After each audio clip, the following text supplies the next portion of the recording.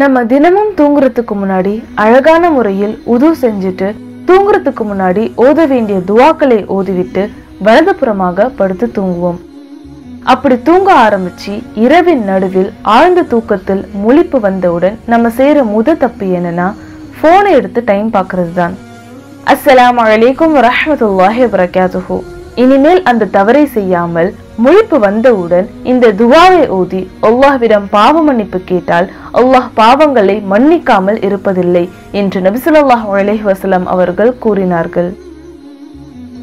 லா இலாஹ இல்லல்லாஹு வஹ்தஹு லா ஷரீக லஹு லஹுல் முல்கு வலஹுல் ஹம்து வஹுவ அலா குல்லி ஷைஇன் கதீர்.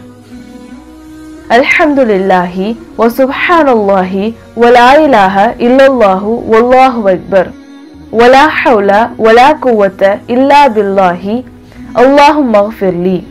பொருள்: வணக்கத்திற்குரியவன் அல்லாஹ்வை தவிர வேறு யாரும் இல்லை.